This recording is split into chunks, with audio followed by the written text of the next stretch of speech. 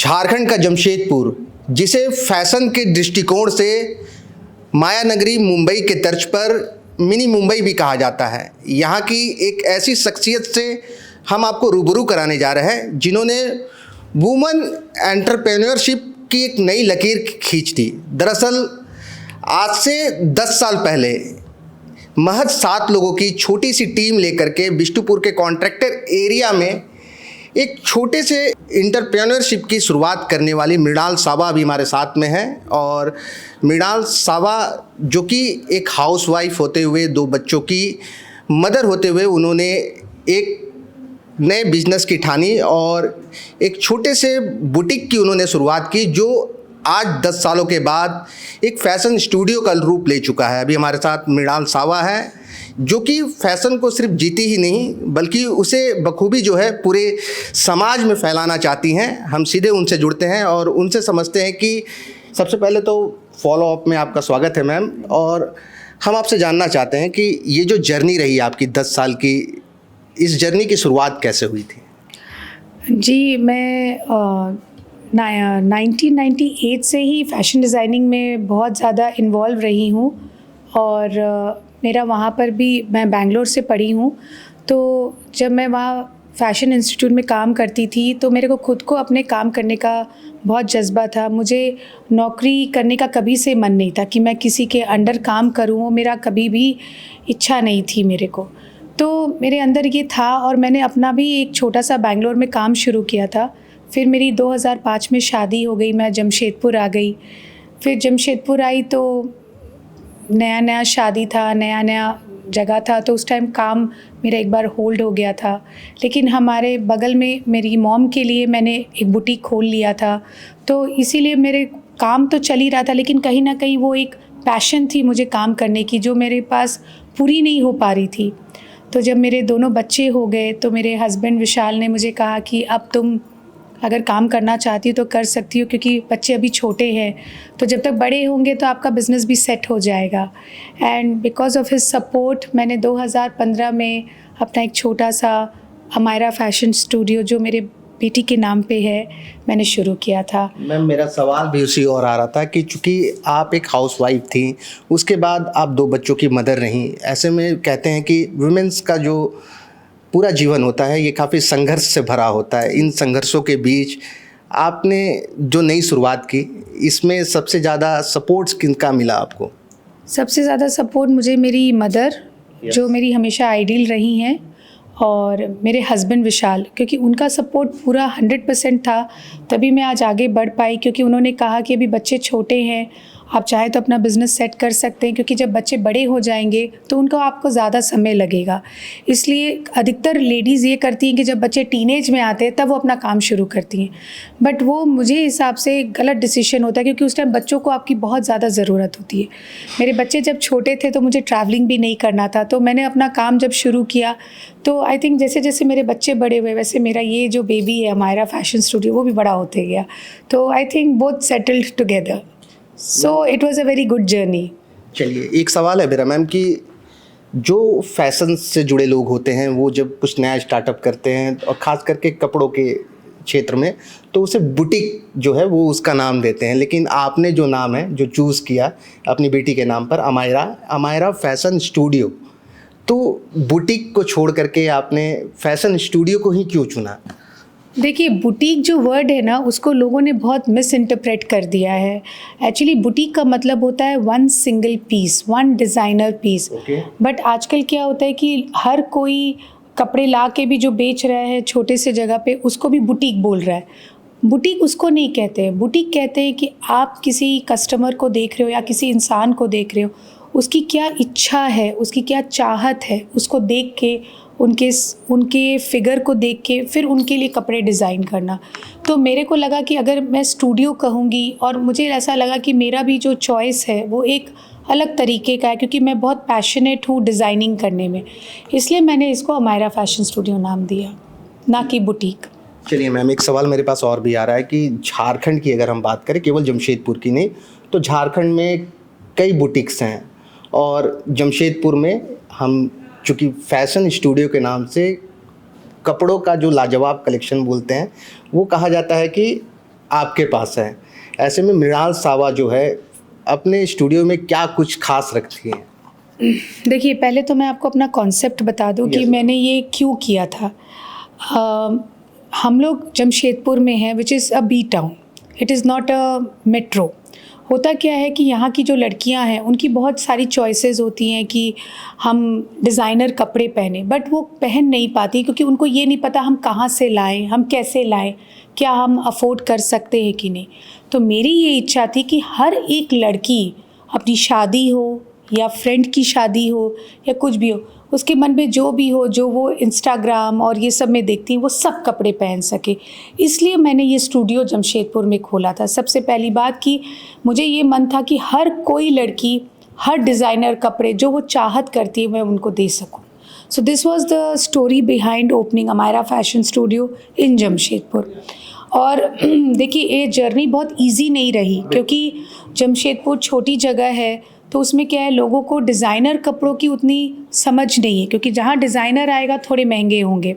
तो मैंने पहले जब अपना डिज़ाइनिंग करा तो क्या होता है, कंपैरिजन हो जाता है कि कपड़े बहुत महंगे हैं और वगैरह। तो मुझे बहुत समय लगा लोगों को ये समझाने में कि क्वालिटी में बहुत फ़र्क होता है। जो डिज़ाइनर होते हैं उनके कपड़ों में एक अलग बात होती है, हम आपके लिए वन सिंगल पीस बनाते, इसलिए वो थोड़ा कॉस्टली हो जाता है, बट वो कॉस्टली नहीं होता। अगर आप कपड़े का, डिज़ाइनिंग का हम आपके लिए कस्टमाइज़ करें, अगर आप हमारा इसके पीछे हमारी मेहनत और हमारी सर्विस देखेंगे तो आपको समझ में आएगा कि it is not expensive. Ma'am, आपके जवाब से मेरे पास एक सवाल आ रहा है कि मेट्रो सिटीज़ में अगर देखेंगे तो जो लड़कियां होती हैं वो डिज़ाइनर्स कपड़ों को अपने आप को काफ़ी कंफर्टेबल महसूस करती हैं, लेकिन अगर हम जमशेदपुर को, चूँकि मिनी मुंबई कहा जाता है और मिनी मुंबई के तर्ज पर इसको देखा जाता है, लेकिन आज भी यहाँ की जो लोकल लड़कियाँ हैं वो इतनी कंफर्टेबल नहीं हो पाती हैं।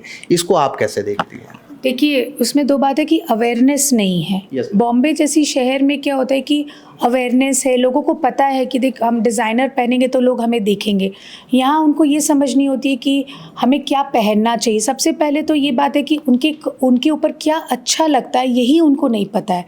Styling is very important. देखिए, आज के दिन में सबसे पहले इम्पॉर्टेंट है 60% इज़ आई थिंक कपड़े का वैल्यू, 20% इज़ आपका समझ लीजिए jewellery, 10% is makeup and 10% is confidence.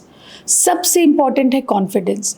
अगर जो इंसान अपने आप को समझता है कि मुझे क्या पहनना है, क्या स्टाइलिंग करनी है, दे विल लुक ब्यूटिफुल। वो उनको पता है कि उनको डिज़ाइनर कपड़े चाहिए और उनको पता है इनकी वैल्यू, बट जिनको नहीं समझे उनके पास अभी अवेयरनेस नहीं है। तो वो अवेयरनेस मैं लाना चाहती हूँ कि आप हमारे पास आइए, आपको मैं बताऊंगी कि आपको कैसा स्टाइल करना चाहिए, क्या कपड़े पहनने चाहिए। And it's not about ladies, it's about main also.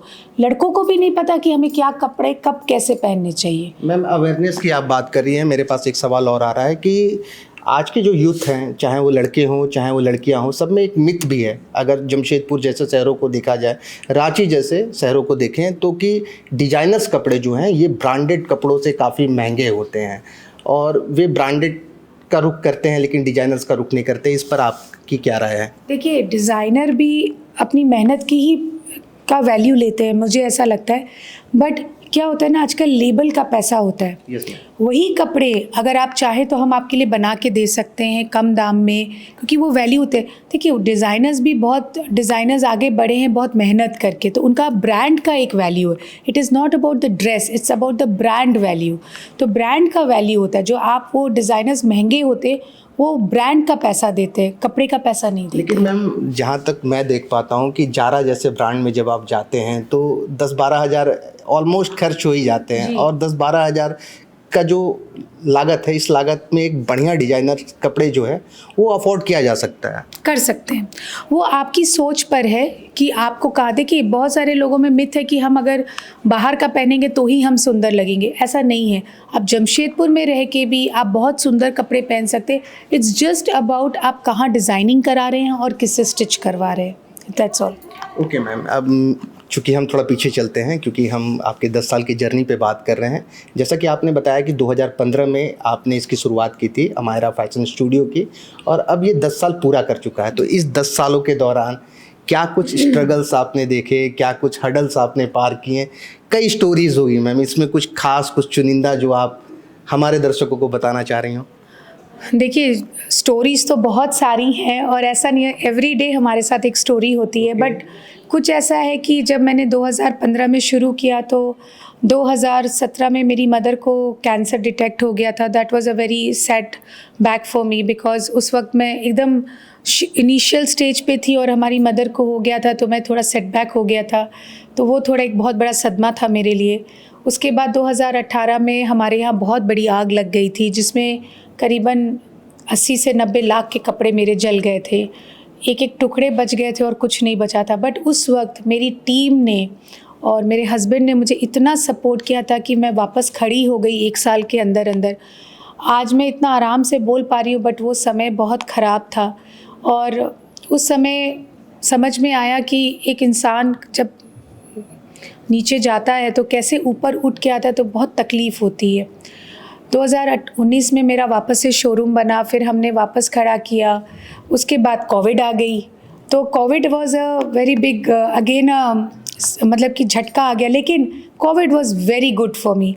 हमने 155 ब्राइड्स को तैयार किया था कोविड में, बिना कोई सहायता के, क्योंकि उस वक्त सब कुछ बंद था और उस टाइम छोटी छोटी शादियां हो रही थी। तो 155 ब्राइड्स और 25 दूल्हों को हमने तैयार किया था, हमने सजाया था। So covid was very good for me. हमने बहुत मुश्किल से धीरे धीरे अपना काम किया था, and I think we had a good time. And मेरी पूरी टीम ने कोविड में साथ दिया, हम लोग बहुत अच्छे से काम किए। और मैंने एक ही बात सबको कही थी कि ये क्रूशियल समय है, हम सब काम करके अपना सैलरी निकालेंगे। तो मेरे हर स्टाफ ने अपनी सैलरी काम करके ही निकाली थी और हमने किसी की भी सैलरी नहीं काटी थी उस समय। सो देयर आर छोटे छोटे अच्छे भी पल थे, बुरे भी पल थे, और हमारे कोई भी स्टाफ को कोविड नहीं हुआ था। That was the biggest part. उस टाइम मेरे पास I think I had 40-45 staff.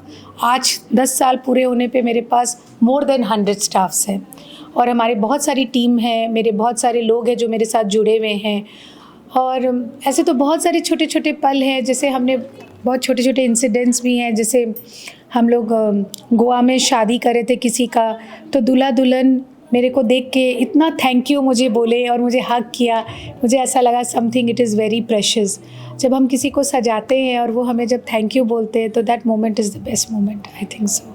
Ma'am, आपने जो स्ट्रगल और हर्डल्स बताई, इसमें कई इंस्पायरिंग मोमेंट्स जो है वो मुझे अभी आपसे जानने को मिले। मेरा एक सवाल है मैम, क्योंकि जो आपने बताया कि 80-90 लाख के कपड़े जल गए थे, वो एक बड़ा आपके लिए मतलब, उसमें मेरे पास इंश्योरेंस भी नहीं था। उस वक्त हम लोग समझ नहीं पाए कि हम कहाँ जा रहे हैं, क्या है, तो हमने वो सब किया भी नहीं था। तो मेरे पास कोई बैकअप प्लान भी नहीं था। बट जो होना था सो हो गया था, तो कुछ कर नहीं सकते थे। उसी वक्त एक्चुअली सीज़न आई हुई थी, तो हमारे पास पूरे नए कपड़े का स्टॉक भी था, तब हो गया, कुछ कर नहीं। मैम एक सवाल है मेरा यहाँ पर कि ये जो सोसाइटी है, घर वाले तो आपके जो हस्बैंड है, जैसा कि आप बता रही हैं कि लगातार आपको लेकर के सपोर्टिव रहे, आपके बिजनेस को लेकर के सपोर्टिव रहे, लेकिन एक सोसाइटी जो देखने को मिलती है हमें, आप कैसे देखती हैं एक वुमेन एंटरप्रेन्योर को कितना सपोर्ट करती हैं आज के समय में? देखिए, एक लेडी के लिए बहुत मुश्किल है आगे बढ़ना। मैं चाहे वो बहुत हस्बैंड कितना भी सपोर्टिव हो, लेडी के लिए बहुत मुश्किल है, बिकॉज़ कोई ना कोई कुछ कमेंट कर देता है, और वो मतलब कि लेडीज़ के लिए मैं एक्चुअली बोलूँगी कि बहुत मुश्किल है। तो मैं ऐसा करती हूँ कि मैं जिस भी लेडी को देखती हूँ कि वो काम करना चाहता है, मैं आगे बढ़ के उसको सपोर्ट करना चाहती हूँ। मेरे यहाँ जितनी लेडीज़ काम करती हैं, सब अपना घर चलाती हैं। कोई एक विडो है या कोई के फादर काम नहीं करते हैं, वो अपना घर चलाती हैं, कोई तलाकशुदा है। तो हर एक लड़की मेरे यहाँ पर एक एग्ज़ाम्पल है आइडियल वर्किंग लेडी की। आप किसी का भी इंटरव्यू ले लीजिए, आज वो इतनी कॉन्फिडेंट है, बिकॉज़ मुझे ऐसा लगता है कि अगर एक लेडी कॉन्फिडेंट होती, पूरा घर कॉन्फिडेंट हो जाता है, पूरा ख़ानदान कॉन्फिडेंट हो जाता है। जनरेशन से जनरेशन कॉन्फिडेंस और बहुत स्ट्रॉन्ग निकलते हैं अगर एक लेडी स्ट्रॉन्ग निकल जाती है घर में। मिला के मैम अगर देखें तो विमेन एंटरप्रेन्योर के जरिए जो है आप महिला सशक्तिकरण का भी काम कर रही हैं। यस, मैं कर रही हूँ। मैं अपनी सोसाइटी को ये देना चाहती हूँ कि एज अ लेडी मैं जितनों को भी हेल्प कर सकूं, जितनी भी महिलाएं हैं जो घर में बैठी हैं और सोचती मैं कुछ करूंगी लेकिन उनके पास कोई राह नहीं है, मैं उनके लिए राह बनाती हूं। आप आइए, हम आपको मदद करेंगे, लेकिन काम करना पड़ेगा। फ्री में मैं कुछ आपको हेल्प नहीं करूंगी, आप मेहनत करिए, हम आपको हेल्प करेंगे।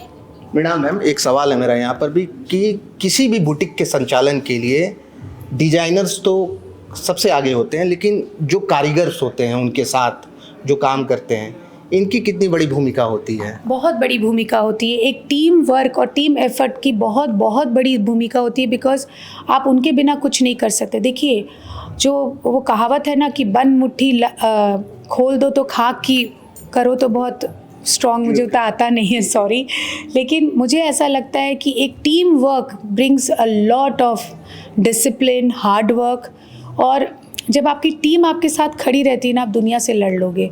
आप अकेले एक चीज़ जीत लोगे, बट आपकी जब टीम रहेगी तो आप 10 चीज़ जीत लोगे। तो आज मैं अगर 10 साल पूरे की हूँ तो उसमें मेरे टीम का बहुत बहुत बड़ा हाथ है, and I think Amaira is about team, nothing else. Ma'am, यहाँ पर तो डिजाइनर्स कपड़े नहीं है चूँकि हम इंटरव्यू कर रहे हैं, लेकिन एक सवाल है मेरा एक आपसे कि झारखंड में हम कहीं भी चले जाएं, चाहे रांची या जमशेदपुर या हजारीबाग या इवन झारखंड के बाहर अगर हम जाते हैं, और अन्य बुटीक्स में और मृणाल सावा के बुटीक में क्या कुछ स्पेशल कलेक्शन जो है वो लोगों को मिलेगा? देखिए, हमारे यहाँ सबसे ज़्यादा तो पहले आपको प्यार मिलेगा। हर कपड़े में प्यार है, हमारी मेहनत है, और एक, मैं आपको कैसे समझा, एक इमोशंस है उस कपड़े के साथ। तो जब एक लेडी हमारे यहाँ आती है तो हम पहले उसके इमोशंस को देखते हैं और उसके बाद ही हम आगे बढ़ते हैं कि उसको क्या पहना है। तो I think more than anything we are a family. तो मेरे कपड़ों में आपको ज़्यादा प्यार ही मिलेगा।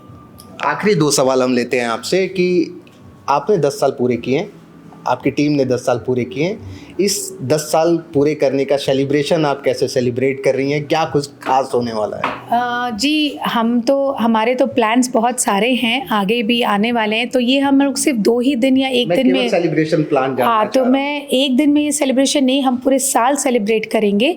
तो हमारी स्टार्टिंग हुई है कि हमारी 10th एनिवर्सरी पे हम एक छोटा सा इवेंट कर रहे हैं बेल्डी रेसिडेंसी जमशेदपुर में, और मेरी टीम के साथ हम एक छोटा डिज़ाइनर इवेंट कर रहे हैं जिसमें एक फ़ैशन शो भी है, और आप लोग सब आइएगा।